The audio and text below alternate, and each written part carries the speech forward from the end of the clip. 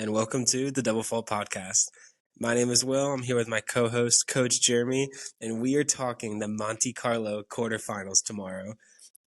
4-for-4 epic matchups. This is one of the most beautiful tournaments in the world. I can't wait to see the finish. There's been some crazy upsets along the way, but let's get right into it. The first matchup in the morning. I think this might be a little too early for us to actually watch, but definitely going to look forward to try to catch the end of it. Alejandro Davidovich Fokina takes on Alexei Popyrin.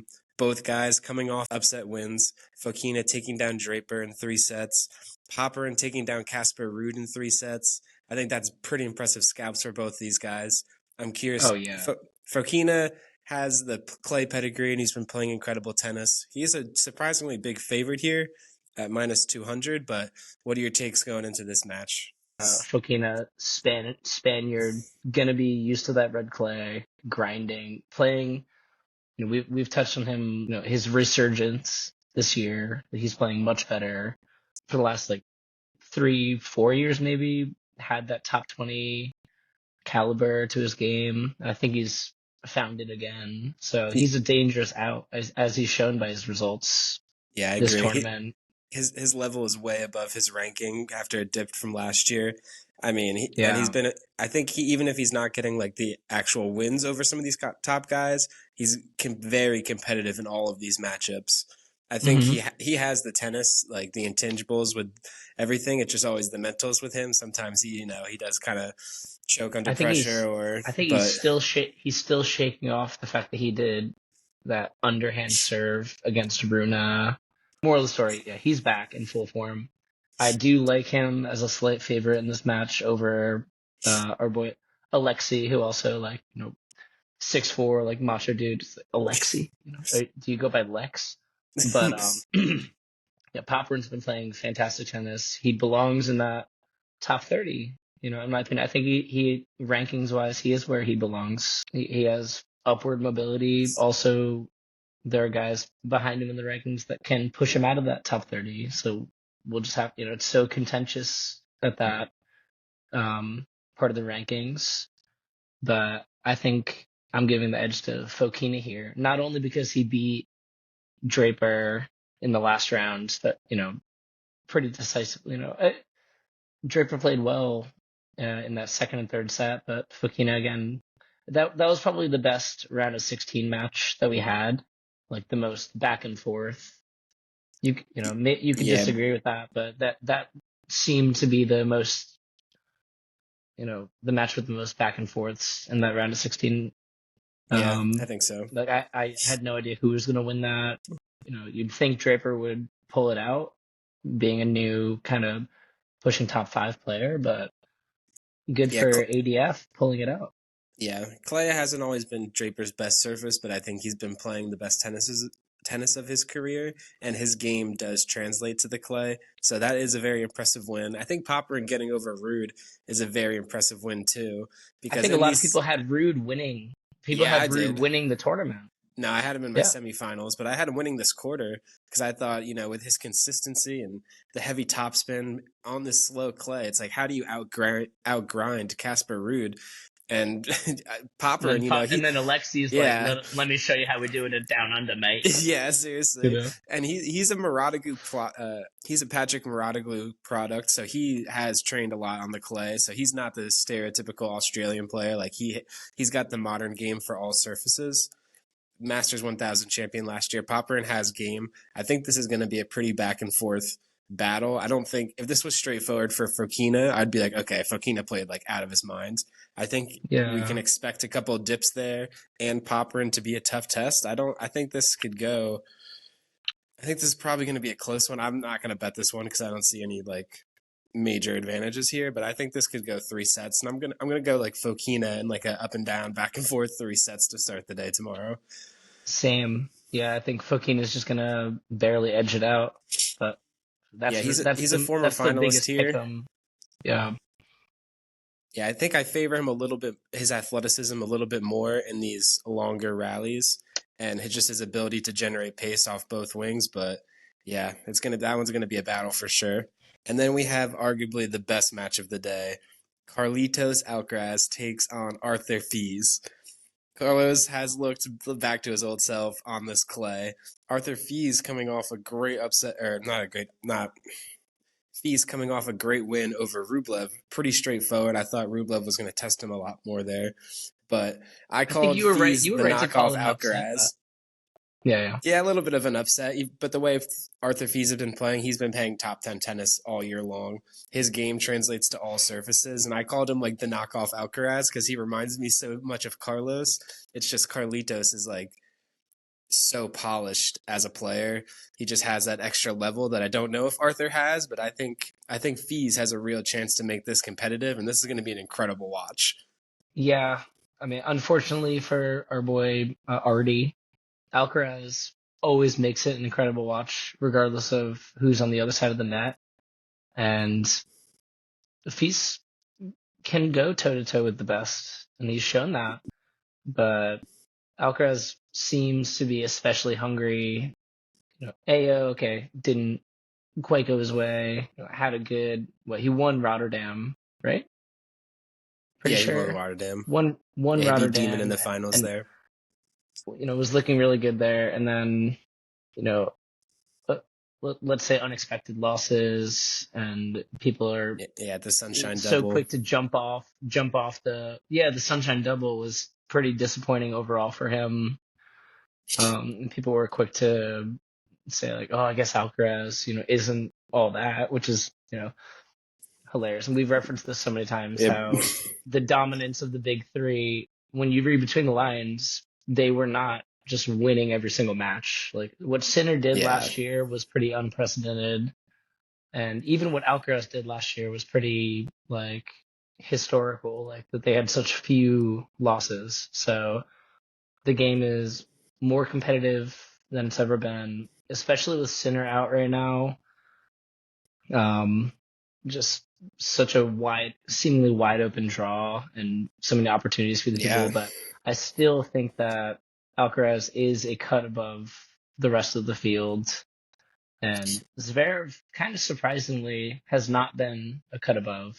Like his results have actually been a little worrisome. Concerning. Yeah, I agree. Yeah, is that 3 first round exits in a row for him? Because he's gotten a bye, but for him, this is his first match. First match loses. Yeah. As the he one lost to seed in Berrettini. the draw. That's crazy.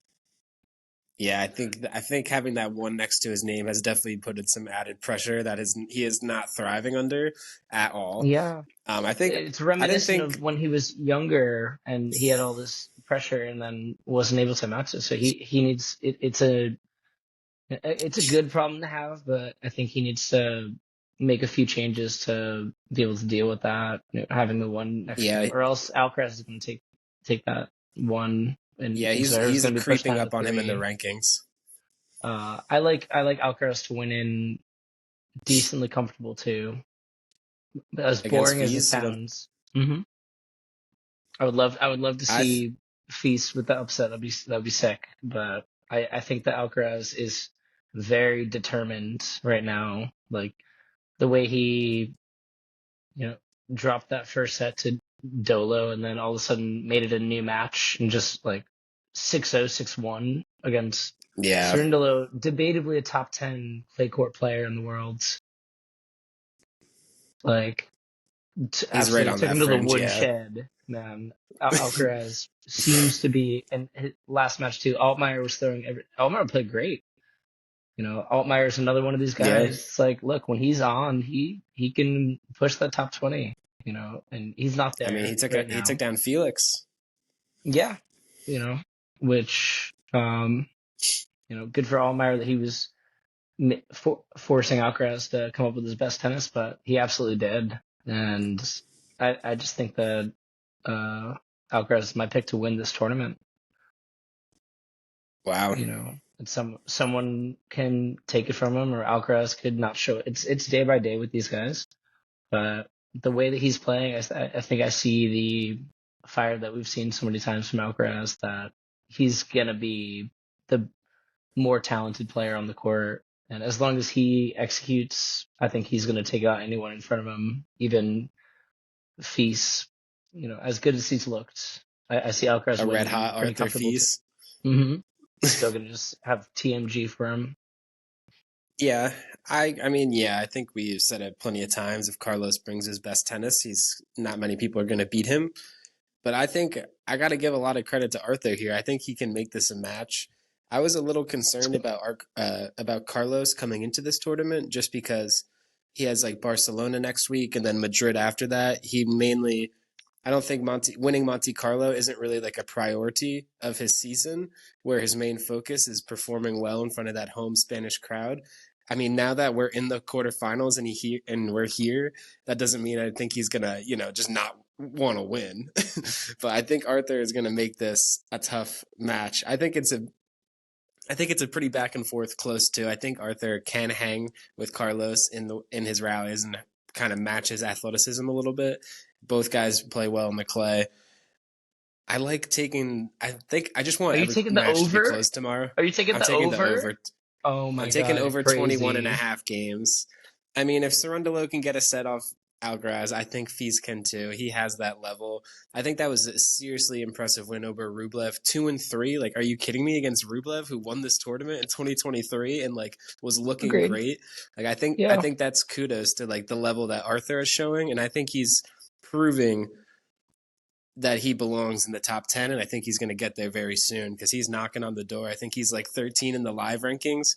I think Carlos, like, yeah, Fils is like 13 in the live rankings, I'm pretty sure. Wow. But yeah, so I did he's not right realize there. I that. think Carlos, like, yes, clay is where he thrives and where he grew up, but he has looked vulnerable at times. And I don't think like everything is on the line here. Like, I do think Arthur is fearless and will go for this. And like, the crowd is going to get amped up either way. So I'm expecting a good watch there for sure. But I like Alcaraz in like a very close two or like a third set where maybe Carlos pulls away. But I'm not discounting Arthur at all. I think he has like a serious shot to win this if Carlos, at least, if he doesn't show up, which I we would have give seen Feast. occasionally this year. I would give Feast the edge and over everyone in the straw besides Tsitsipas and Alcaraz. To be honest, like if it was Feast Yeah, maybe Demon, Musetti. Feast Dimitrov, even Musetti, but I think Feast is gonna grind that one out. But I just think Yeah, Alcaraz TMG. But let's see what happens. yeah, I agree. This slow clay is like Carlitos just flourishes. Like you And could see his whole game. I don't think that Alcaraz has either made the finals or won Monte Carlo. I could be wrong, but I don't think No, he has not. he hasn't had the results that he wants at this tournament, and I think it's making him especially hungry. Like he really wants this one. Like That's true. and of course, like the Spanish ones, like Barcelona and Madrid, for sure he's gonna want to win those as well. But like something about Monte Carlo and seeing that Tsitsipas, a guy Kicking that off he's to clay absolutely season with daddied. the Yeah, he's yeah, screwed Tsitsipas up so many times on clay, especially like he's like, yeah. I gotta win I this think one. Good chance for yeah, and resurgence for Carlos. it's a very doable draw for Carlos. I think Fils is probably a tougher test than playing either Fokina or Popyrin in the semifinals. So I think like if he gets over Fils, we're gonna see Carlos in the finals. And like you said, if he gets like Steph there, that's a very favorable matchup. But let's go into the other quarterfinals. We got Grigor Dimitrov turning back the clock. He's playing Alex de Minaur, coming off a win over Medvedev. Pretty convincing fashion as Klavidev, yeah, well. the best Playvadev, clay yeah. court player of all time. I mean, I can't believe Danielle just like he hated these conditions. These are so slow conditions, and he like couldn't really hit through the ball at all. I thought Demon just matched him and what Danielle wanted to do, and Demon actually he said in one of his post-match interviews that he's like feeling a lot more comfortable on a clay court. I think he made the quarterfinals last year, and his like movement translates, his ability to transition to net translates. So Demon is definitely dangerous here. I think it's a deserving minus 200 favorite against Grigor, but I mean, Grigor is also looking insane. His shot making has been on full display, especially against Tapilo last round. Yeah, this one I've This, oscillated back and forth on since seeing that they're playing each other. It's just so tough. Obviously, I want Dimitrov to win. The Demon, he's gonna have plenty more opportunities. We know that. Dimitrov seems like he hasn't had his moment. Regardless, Dimitrov. It's not that he's especially old, but Yeah, he's not. He's only like in the 33. 33 though for a tennis player, it's relatively old, and Yeah, he's on the back end a of his guy with career for sure.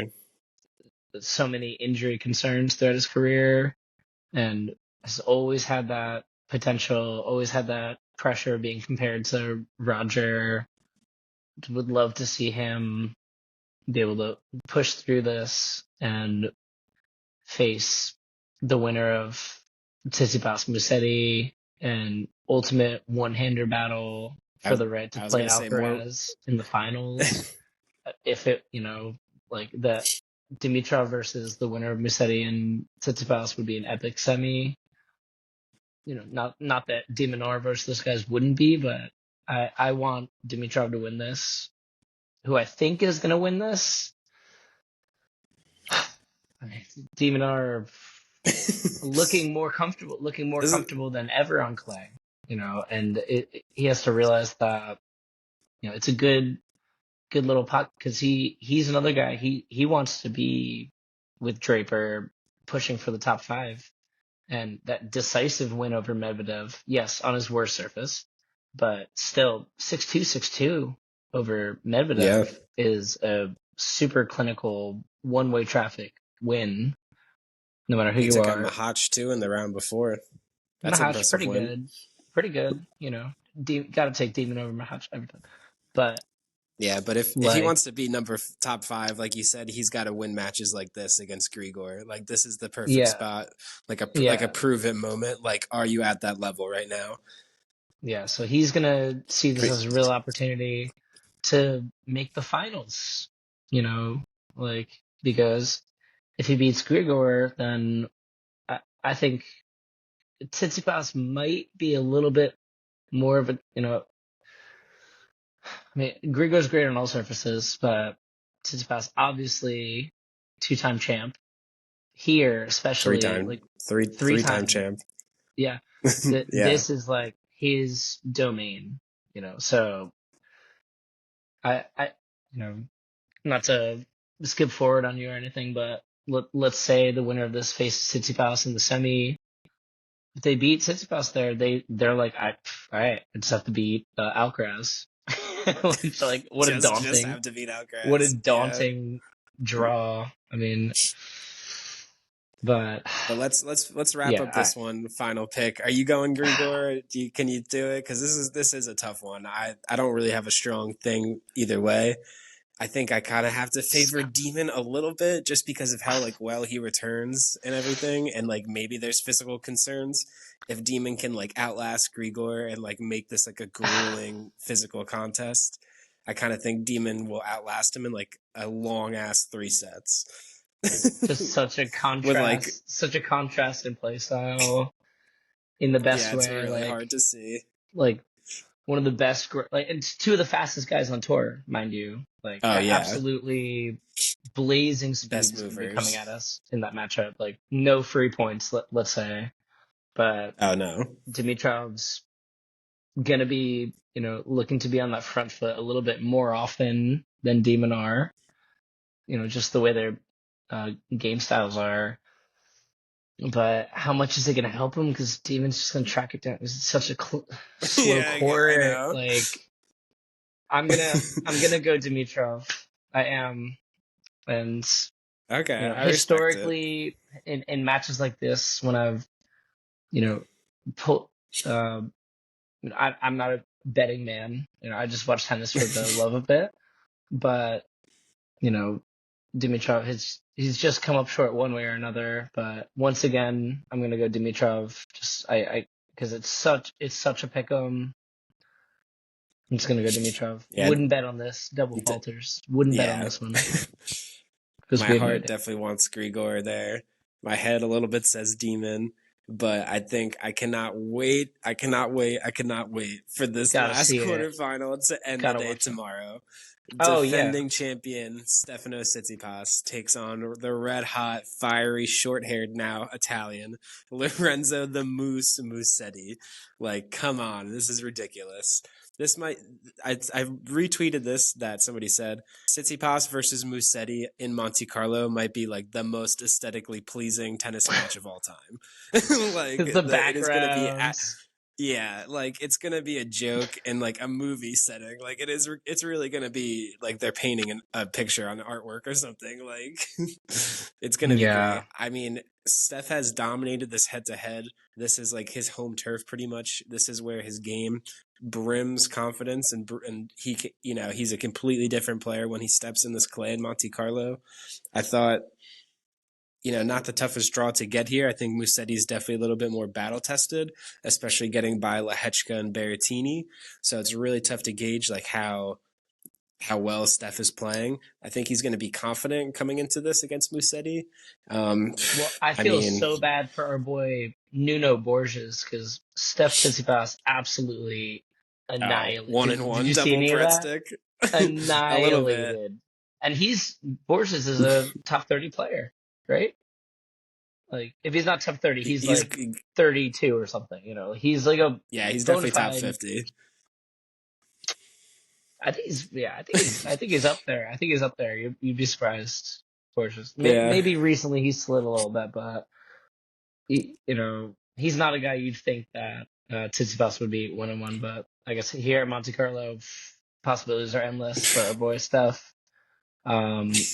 Considering the reason that the matchup head to head Tsitsipas Musetti might be so one sided is that Tsitsipas has so much more of a power game, yeah. than I Musetti. think The serve, he's like a serve and the forehand forehand. oriented player. Yeah, Meanwhile, Musetti's more of a finesse and try to draw the rally out and just put that extra ball in play.